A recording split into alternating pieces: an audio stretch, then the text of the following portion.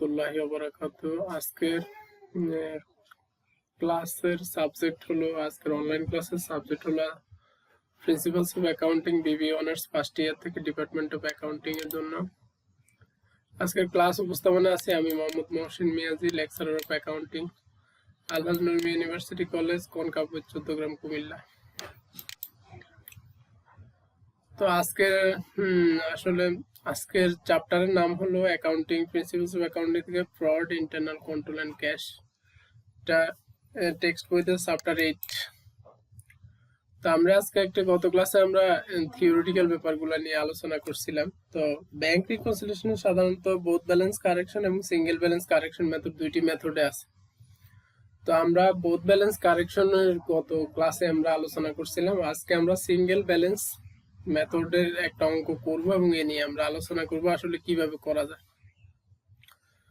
তো single balance correction মেথডের একটা অঙ্ক এখানে আছে। যেমন এখানে বলা আছে একটা problem number 1, cash books of Zaman traders should debit balance 1,22,000। Zaman traders এর ক্যাশ বইতে ব্যালেন্স আছে 1,22,000। তার মানে জামান ট্রেডার্স এর হাতে যে নগদান বই আছে ওটা অনুযায়ী ব্যালেন্স হলো 1,22,000। But did not agree with the balance should buy the bank statement.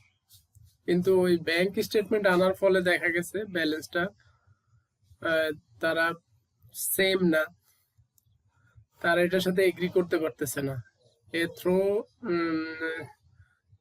তাহলে তারা দেখা গেছে কিছু পর্যালোচনা করে পার্থক্য কি কি কারণে হয়েছে আসলে ব্যাংক আর নগদ বিবরণীর মধ্যে। তো এই পার্থক্যের কারণগুলো এখানে দেওয়া আছে।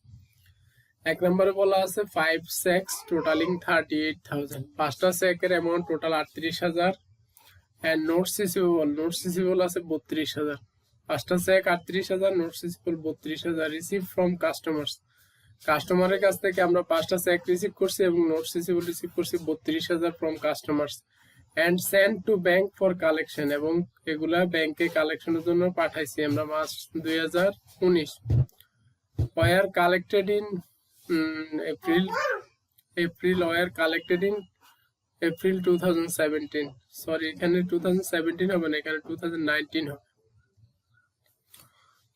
তাহলে আমরা 5টা চেক পাইছি এবং অ্যাকাউন্ট রিসিভেবলের কাস্টমারের কাছ থেকে রিসিভেবলের বিল পাইছি। তো এগুলা আমরা ব্যাংকে পাঠাইছি মার্চ 2019-এ, কিন্তু এইগুলা কালেক্ট হয়েছে আসলে এপ্রিলে। তার মানে আমাদের স্টেটমেন্টে এই টাকাটা আমরা মার্চ পর্যন্ত স্টেটমেন্ট যেহেতু নিয়ে আসছি, তাই আমরা যেহেতু এপ্রিল মাসে এটা পোস্টিং হয়েছে, ব্যাংক পোস্টিং দিয়েছে এপ্রিল মাসে, তাই এই টাকাটা আমাদের নগদান বইতে আসলে আমরা আগে যোগ করে রাখছিলাম।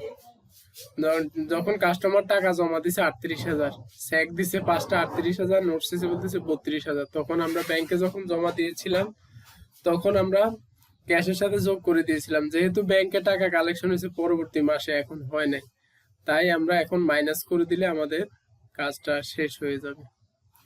তো এগুলো আমরা পরবর্তীতে সলিউশন দেখাচ্ছি, একটা করে আলোচনা করি। আচ্ছা, এবার সেকেন্ড একটা সমন্বয় দেওয়া আছে। নোটস রিসিভেবল অফ টাকা 18,000 discounted with bank 16,800 was entered in cash book full face value of the note. একটা নোটকে আমরা 18,000 টাকার নোট ডিসকাউন্ট করছি, বাট্টা করছি 16,800, অর্থাৎ আমরা আগে টাকা তুলে নিয়ে গেছি, নোটের নির্দিষ্ট মেয়াদ আছে, ওটার আগে আমরা 16,800 টাকা আমরা ভাঙাই ফেলছি। তো ব্যাংকে আসলে টাকা জমা হয়েছে 16,800, আর কিন্তু ক্যাশ বুকে বলে মানে পুরা টাকায় লিপিবদ্ধ করা হয়ে গেছে। তাইলে ব্যাংকে আমার টাকা আসছে 16,800 টাকা ব্যাংকে আসছে, কিন্তু আমি নগদে যোগ করছি ফুল ফেস ভ্যালু, মানে যত ফেস ভ্যালু পুরা বই মূল্য আমরা লিপিবদ্ধ করে ফেলছি। তাহলে আমরা ক্যাশ বইতে এই যে ডিফারেন্সটা 18,000 মাইনাস 16,800, এই পরিমাণে 1,200 টাকা আমরা কি করব, যেহেতু বেশি লিখছিলাম এখন আমরা এটা কমিয়ে দিব। তো আমরা ক্যাশ থেকে আমরা ওই যে ক্যাশের এই 1,22,000 ব্যালেন্স আছে, এটার সাথে আমরা এই যে 18,000 থেকে 16,800 বাদ দিলে যে ডিফারেন্স থাকে, তো ডিফারেন্সটা আমরা বাদ দিয়ে দিব। বাদ দিলে ওই টাকাটা আমরা কমিয়ে দিব, যেহেতু আমরা আগে বেশি রেকর্ড করে ফেলছিলাম নগদান বইতে। আমাদের হাতে কিন্তু নগদান বই, আমরা নগদান বই নিয়ে কাজ করতেছি। আবার ব্যাংকের ব্যালেন্স থাকলে অন্যভাবে এগুলো ট্রিটমেন্ট করা লাগতো। এইবার বলা হয়েছে নোট পেয়েবল ক্লিয়ারড এট ব্যাংক 14,000। ব্যাংকে একটা নোটস পেয়েবল মানে আমাদের প্রদেয় বিল ব্যাংক ক্লিয়ার করছে 14,000 টাকা, but not clear in the cash book. Bank একটা আমাদের পক্ষে একটা প্রদেয় বিল পরিশোধ করছে 14,000, কিন্তু এটা ক্যাশ বইতে এন্ট্রি দেওয়া হয়নি। তো ব্যাংক যেহেতু আমাদের অ্যাকাউন্ট থেকে 14,000 টাকা প্রদান করছে, তাই ব্যাংকে টাকা কমে গেছে। তাহলে আমরা নগদান বইতেও যদি কমিয়ে দেই, তাহলে আমাদের গভর্নমেন্ট ব্যাংকে যেহেতু টাকা কমে গেছে 14,000, আমরা নগদান বইতে যেহেতু পোস্টিং দেই নাই, তাই আমাদের এই 1,22,000 থেকে এটা লেস করে দিলে আমাদের ব্যাংক এবং নগদান বইয়ের সমতা রক্ষা হবে। তো এবার বলা আছে কাস্টমার্স ডিপোজিটেড টাকা 20,000 direct to bank but not recorded in the cash book. Customer কি করছে, ডাইরেক্ট ব্যাংকে যায় বা বিএফটিএন যেগুলো আছে না, ইলেকট্রনিক ফান্ড ট্রান্সফার, এরকম ভাবে 20,000 টাকা ব্যাংকে ডাইরেক্ট ট্রান্সফার করে দিছে বা জমা দিছে, but not recorded in the cash বুক, কিন্তু এটা ক্যাশ বইতে লিপিবদ্ধকরণ করা হয়নি। তাহলে এই ব্যাংকের যেহেতু টাকা জমা দিছে, ব্যাংকে 20,000 টাকা বেড়ে গেছে ব্যাংকের ব্যালেন্স, তাহলে নগদে তো এটা এন্ট্রি দেওয়া হয়নি, তাই আমরা নগদে অ্যাড করে দিব 20,000 টাকা, তারপর আমাদের কাজ শেষ। অর্থাৎ যেখানে বাদ পড়ছে যা করলে আসলে ব্যাংক ব্যালেন্স এবং ক্যাশ ব্যালেন্স মিলে আমাদের তাই করতে হবে। আচ্ছা, এবার cheque send to bank, cheque send to bank for collection but not recorded in cash book 14,000। Cheque send to bank for collection but not recorded in cash book. একটা cheque পাঠাইছি আমরা ব্যাংকে কালেকশনের জন্য, কিন্তু ক্যাশ বইতে এটা লিপিবদ্ধকরণ করা হয়নি। তার মানে আমরা স্যাক কালেকশনের জন্য পাঠাইছি 14,000, ব্যাংকে টাকা আসছে 14,000, আমরা যেহেতু নগদে রেকর্ড করি নাই, তাই আমরা নগদে প্লাস করে দিব। তো প্লাস কালেকশন যেহেতু করি না, আমরা যেহেতু ক্যাশ বইতে নট রেকর্ডেড ক্যাশ বুক মানে কি, আমাদের বইতে আমরা এই ক্যাশের 1,22,000-এর মধ্যে এই 14,000 টাকা অন্তর্ভুক্ত করি নাই, তাহলে আমরা প্লাস করে দিব। এবার আরেকটা সমন্বয় আসতেছি, 3 স্যাক্স টোটালিং হলো 54,000, 3টা স্যাক টোটালি হলো 54,000 টাকা। ওয়ার ইস্যু টু সাপ্লায়ার, এগুলো ইস্যু করা হয়েছিল সাপ্লায়ারকে, মানে আমাদের যারা মাল সাপ্লাই করে এদেরকে ইস্যু করছি। With 2 cheque totaling 46,000 were cleared by bank. অর্থাৎ আমরা 54,000 টাকা পরিশোধের জন্য আমরা অলরেডি চেক দিয়েছিলাম আমাদের সরবরাহকারী যারা আছে, সাপ্লায়ার যারা আছে, এর মধ্যে ব্যাংক 46,000 টাকা পর্যন্ত 2টা চেক শুধুমাত্র পরিশোধ করছে, আর একটা চেক ব্যাংক ক্লিয়ার করে নাই। তাহলে আমরা অলরেডি 54,000 টাকা মাইনাস করে দিয়েছি, আর ব্যাংক মাইনাস করছে 46,000। তাহলে আমরা যেহেতু 8,000 টাকা বেশি মাইনাস করছি, যতদিন পর্যন্ত ক্লিয়ার না হয়, ব্যাংক যতদিন পর্যন্ত ক্লিয়ার না করে, তাহলে আমরা ওই টাকাটা ব্যাংকে কি বেশি শো করতেছে। তাহলে আমরা এখন কি করব, ব্যাংক পরিশোধ করছে 46,000, আমরা মাইনাস করছি 54,000, তাহলে আমরা বেশি মাইনাস করে ফেলছিলাম। ব্যাংকে করছে 46,000, আমরা ক্যাশে করছি 54,000, তাহলে একটা চেক যেহেতু পরিশোধ হয় নাই, তাহলে ব্যাংকে টাকা রয়ে গেছে, আমরা এখন আবার এটা যোগ করে দিব, এই যে 8,000 টাকা রয়ে গেছে, তো এই 8,000 টাকা আমরা যোগ করে দিব। তো যোগ করে দিলে আমাদের ব্যাংকের ব্যালেন্স এবং ক্যাশের ব্যালেন্সের সমতা বিধান হবে। এবার আসি cheque sent to bank for collection 4,000। Cheque পাঠাইছি আমরা কালেকশনের জন্য 4,000, was dishonoured but not recorded in cash book March 31, 2019। আমরা ব্যাংকে চেক পাঠাইছি কালেকশনের জন্য $4,000, যেটা 4,000 টাকা, যেটা ডিসঅনার্ড হয়েছে, প্রত্যাখ্যাত হয়েছে, but not recorded in the cash বুক। তাহলে চেক কালেকশনের জন্য পাঠাইলে আমরা নগদান বইতে 4,000 অলরেডি প্লাস করছি, বাড়িয়ে দিয়েছিলাম। এখন আমরা যেহেতু এটা ডিসঅনার্ড হয়ে গেছে, প্রত্যাখ্যাত হয়ে গেছে, তো এটা যেহেতু ক্যাশ বইতে লিপিবদ্ধ করে নাই, তাহলে আমরা ক্যাশ থেকে এই ক্যাশে 4,000 টাকা অলরেডি বেশি জমা আছে, তাই আমরা 4,000 টাকা মাইনাস করে দিব।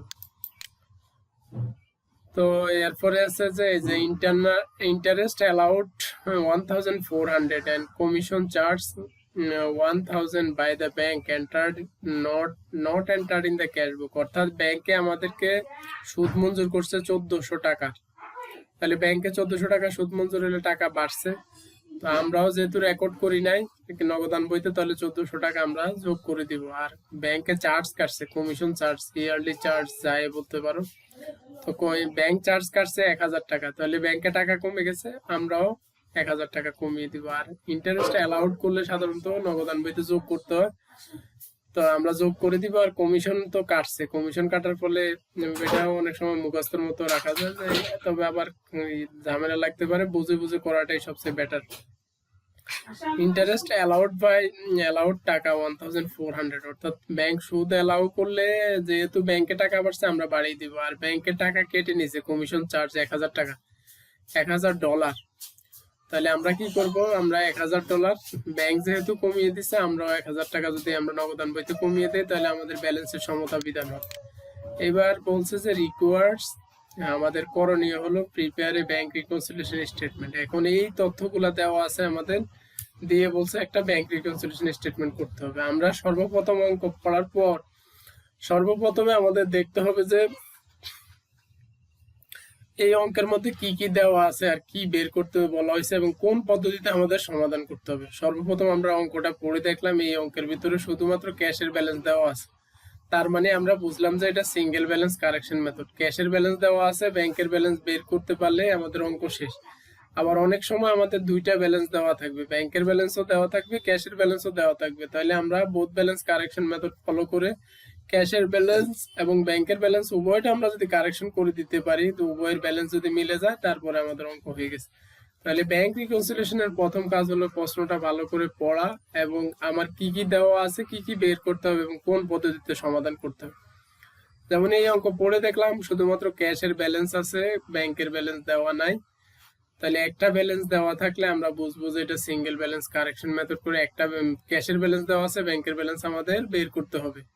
আর ব্যাংকের ব্যালেন্স যদি দেওয়া থাকতো তাহলে আমরা ক্যাশের ব্যালেন্স বের করতাম। আর উভয়ের ব্যালেন্স দেওয়া থাকলে ব্যাংকের ব্যালেন্স এবং ক্যাশের ব্যালেন্স কারেকশন করে উভয় দিক যদি মিলে যায়, তাহলে আমরা ব্যাংক রিকনসিলিয়েশন স্টেটমেন্ট করা শেষ। তাহলে এই তো আমাদের প্রশ্ন।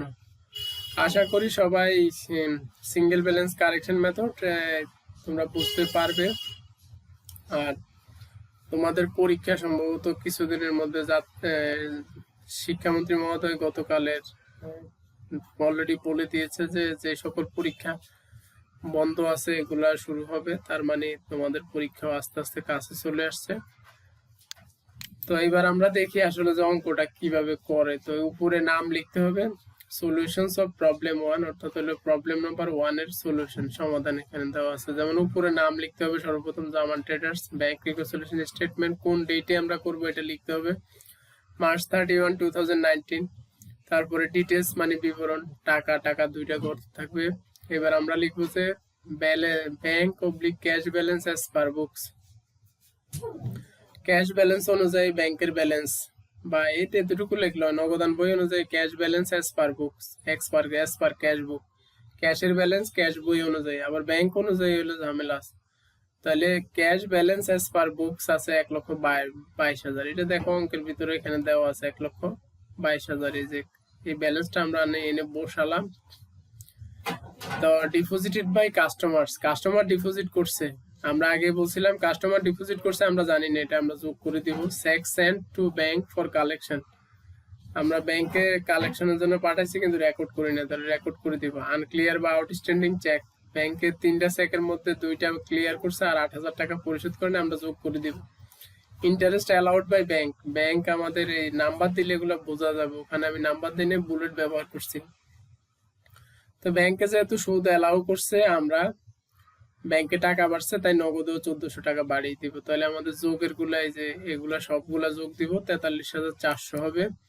1,22,000 সাথে 43,400 আমরা যদি যোগ দেই, যোগ দিলে হবে 1,65,400। এবার আমাদের কি কি বিয়োগ আছে এগুলা দেখতে হবে। Cheque not collected in March, আমরা চেক জমার জন্য পাঠাইছি কিন্তু আসলে জমা হয়নি, তাহলে না জমা হলে কি করতে হবে, আমরা যখন জমার জন্য পাঠিয়েছিলাম তখন যোগ করে দিয়েছি, এখন আমরা 38,000 মাইনাস করে দিব। Notes receivable not collected in March, notes রিসিভেবলের কথা আমরা শুরুতেই বলা ছিল যে নোটস রিসিভেবল এবং কিছু চেক কালেকশন হয় নাই।